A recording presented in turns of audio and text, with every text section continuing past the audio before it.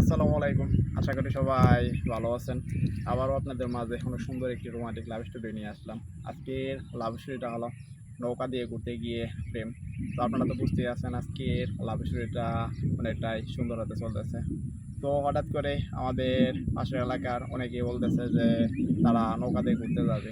তো তারা আমাকে হঠাৎ করে যখন ফোন দিয়ে বলছে, তো কারণ নৌকা দিয়ে আমার অনেক ঘুরতে ভালো লাগে। তো তার জন্য তাদেরকে বলে দিলাম যে হ্যাঁ, অবশ্যই আমিও নৌকা দিয়ে ঘুরতে যাবো তোমাদের সাথে।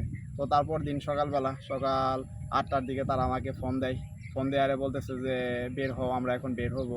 তো তাদের সাথে আমরা টাঙ্গুরার হাওর দেখতে যাই। তো সেই হাওরে আমরা ঘুরতেছিলাম অনেক। তো ঘুরতে ঘুরতে হঠাৎ করে খেয়াল করলাম একটি গাছ আছে, সেই গাছের উপরে দুইটা মেয়ে অনেকক্ষণ যাবত বসে আছে।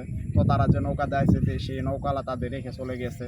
তো একজন তাদের ভিতর থেকে বারবার ডাকতেছে যে আমাদেরকে একটু নিয়ে যান। তো আমাদের নৌকালা রেখে চলে গেছে, কই জানি পাইতেছি না। তো তাদেরকে গিয়ে নৌকা দিয়ে নিয়ে পাড়ে নামিয়ে দিই আমরা। তো পাড়িয়ে যখন নামিয়ে দিই তখন তাদের ভিতর থেকে একটি মেয়ে আমাকে ডাক দিয়ে বলতেছে যে কোনো কিছু মনে না করলে আপনার ফেসবুক আইডিটা দেওয়া যাবে। তো আমি তাকে বলি যে হ্যাঁ, অবশ্যই নেন। তো তাকে ফেসবুক আইডি দিয়ে চলে আসি। তো আমরা আসার একদিন পরে একদিন রাতের বেলা আমি ফোন টিপতেছিলাম।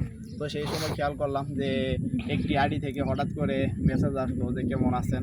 তো আমি এটি দেখার পরে বুঝতে পারলাম যে এটি আর কেউ নাই, সেই মেয়েটি হয়তো মেসেজ দিছে।